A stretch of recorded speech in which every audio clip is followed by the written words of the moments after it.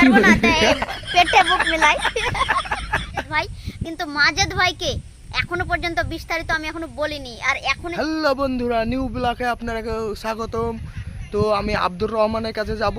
আব্দুর রহমান পল্লীগ্রাম টিভিতে লিয়েছে কি লাইনি, কি হয়েছে না হয়েছে, কি ঘটনা হয়েছে কি হয়নি, সব তোমরাকে দেখাবো। তো চলো দেখা যাক কি। তো ফ্রেন্ড, আমি এখন পর্যন্ত টুকটুক পাইনি, কি সাইকেলও পাইনি, কিছু পাইনি। আমার টুকটুক বাই করিনি, তো আমাকে হাঁটতে হাঁটতে যেতে হয়েছে, কিছু করার নাই। তো দেখা যাক টুকটুক পাওয়া যায়নি, ঠিক আছে। তো ফ্রেন্ড, আমি একজনের সাইকেল পেয়েছি, তাই সাইকেলের চিপে চলে যাচ্ছি, ঠিক আছে। তো চলো কতদূর যাই দেখা যাক। তো ফ্রেন্ড, আমি আব্দুর রহমানের কাছে পৌঁছে গেছি। তোকে দেখতে পাচ্ছ ফোনে ব্যস্ত, আমি এসে পাত্তাই পেয়েছি না, ও ফোন নিয়ে ব্যস্ত। তা পরে ফোনে একটু কথা বলে নি, তারপর কথা বলছি। তাহলে পুরোটা কি করে শুনবো, তাহলে বলো। আমি তো এখন ব্যস্ত হয়ে, তো আব্দুর রহমান এখন ফাঁকা হয়েছে। তো আব্দুর রহমানের কাছে চলো ইন্টারভিউ লিয়া হোক। আমাদের পাড়ার আব্দুর রহমান পল্লীগ্রাম টিভিতে ভিডিও করার জন্য চান্স পেয়েছিল, কিন্তু চান্স পাওয়ার পরে পল্লীগ্রাম টিভি থেকে আব্দুর রহমানকে কি বাদ দিয়ে দিল, না আব্দুর রহমান নিজে বাদ হয়ে চলে আসলো, তো সেটাই জানবো। তো চলো যাই আব্দুর রহমানের কাছে। তো ফ্রেন্ডস, দেখতে পাচ্ছ আমরা আব্দুর মাজেদ ভাই, আর কে আব্দুর রহমান? আমি তো আব্দুর রহমান। আচ্ছা, যাই হোক, বলে দাও, বলে দাও। হয়েছে। তা তোমাকে পল্লীগ্রাম টিভিতে গেছিলে, তা কি কি করেছে সেটা একটু বলে দাও ফ্রেন্ডসটাকে। ঠিক আছে, বলছি। আব্দুর রহমান, তোমার যে পল্লীগ্রামে গেছিলা, তো পল্লীগ্রামে কি হয়েছে না হয়েছে এইসব ডিটেলস গুলি তোমরা বলবা, হবে? তুমি বলবা।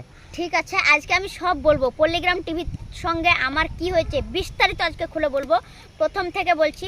প্রথমে অডিশন হয়েছিল পল্লীগ্রাম টিভিতে, আমি অডিশনে গিয়েছিলাম। অডিশনে আমাকে সিলেক্ট করেছিল, সিলেক্ট করার পর আমাকে ডেকেছিল। তো তারপরে আমাকে ভিডিও করতে যখন ডাকলো, ভিডিও করলাম। আমি 3 মাস ভিডিও করলাম, একটা পেমেন্ট দিল। আর পেমেন্ট বেতনটা কত দিল, যেটা তোমাদের যদি জানতে ইচ্ছা হয় তাহলে সেটা কমেন্ট করো, তাহলে বলে দেবো আমরা যে কত কমে মানে বেতন দেওয়া হয়েছে।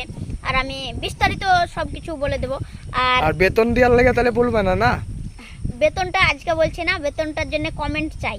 কমেন্ট যদি আসে তবেই আমি বেতনটা বলবো। তো বেতনটা না বললে তো সমস্যা আছে। তো ঠিক আছে, এটা পার্সোনাল ব্যাপার, তো তোমাকে ওইটা শুধানো হলো না। তো আর বাকিটা খুলে বলো। ঠিক আছে। তো তারপরে 3 মাস হয়ে গেল। 3 মাস আমাদেরকে ট্রেনিং অবস্থায় নিয়েছিল। তো ট্রেনিং হয়ে গেল, তারপরে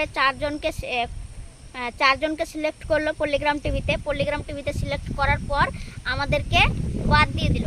তো আমরা চলে আসলাম বাড়ি। কি করব, কিছু করার নেই। তো এটাই বলার ছিল, ডিটেলস বিস্তারিত এটাই বললাম। আর বেতনটা জানতে গেলে অবশ্যই কমেন্ট করো, ভিডিওর নিচে বলে দেবো। তো বিগত আমার 3-4 দিন আমার সাথে ওর দেখা হয়নি, তার লেগে আমিও কিছু জানি না, ফোনেও কন্ট্যাক্ট হয়নি। আমি একটা কাজে ব্যস্ত ছিলাম, তার লেগে মানে আমি একবার ডাইরেক্ট একটা ইন্টারভিউ এর মতন দেবো বলে এসেছিলাম, ঠিক আছে। সত্যি একটা কথা আমি বলি, আমার যদি পৃথিবীতে কোনো বেস্ট ফ্রেন্ড থাকে তা সেটা হলো আমার মাজেদ ভাই। কিন্তু মাজেদ ভাইকে এখনো পর্যন্ত বিস্তারিত আমি এখনো বলিনি, আর এখনই যেটা বললাম সেইটাই জানলো, এর বেশি কিছু জানে না। আর আরও কিছু সিক্রেট গোপন কিছু কথা আছে, সেগুলো বলবো এখন পরে ক্যামেরার বাইরে। আর তোমাদের যদি সিক্রেট জিনিসগুলো জানতে ইচ্ছে হয় তাহলে প্রচুর সাপোর্ট করতে হবে, তবে আমি চেষ্টা করব বলার। তো একটা জিনিসই বলবো, আমাকে বহুত মানে সম্মান করে, আমাকে বহুত ভালোবাসে। তো আমাকে আজকে থ্যাংক ইউ। অবশ্যই তোমাকেও থ্যাংক ইউ। অবশ্যই। তো ঠিক বুকে আছে, তো বুক মিলাতে পারবো না, তাই পেটে বুক মিলাই। তো টাটা। তো পরের ব্লগ ভিডিওতে আবার দেখা হবে। আজকের ভিডিওটা এই পর্যন্ত। যদি ভালো লাগে লাইক কমেন্ট শেয়ার সাবস্ক্রাইব করে দাও।